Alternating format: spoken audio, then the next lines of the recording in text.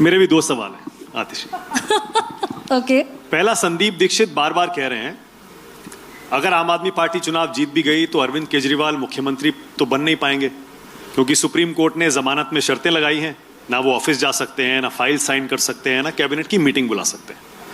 तो क्या आपने कोई प्लान बनाया है, अगर चुनाव जीत गए तो आप सुप्रीम कोर्ट जाएंगे और उनसे कहेंगे कि ये जमानत की शर्तें हटाइए, पब्लिक मैंडेट, जनता का मैंडेट हमें मिला है और मुख्यमंत्री को काम करने दीजिए? क्या आपने ये प्लान बनाया है?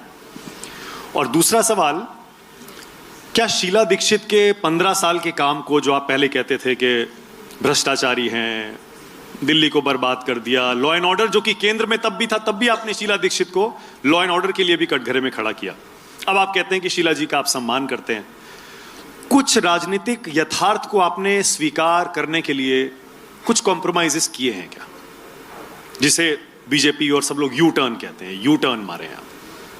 दो सवाल है मेरे।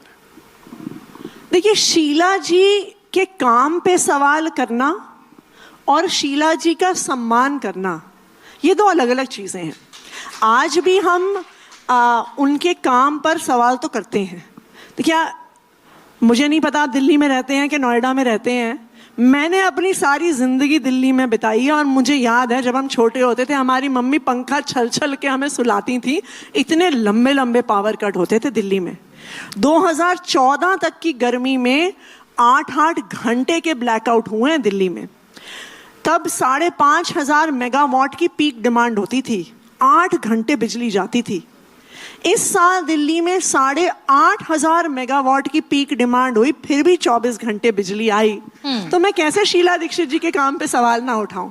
इसका मतलब है संभव था, हमारी सरकार ने करके दिखाया।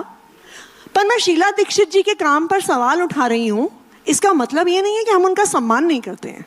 हम बिल्कुल उनका सम्मान करते हैं और मैं तो ये मानती हूँ हम अपने सब विपक्षी नेताओं के साथ सम्मान पूर्वक राजनीति करते हैं। मैं तो देखती हूँ, मैं तो वो इतनी गाली गलौज करते हैं, मैं अभी भी रमेश बिधूड़ी जी को जी कह के ही बुलाती हूँ, क्योंकि सबका अपना अपना एक डीएनए होता है।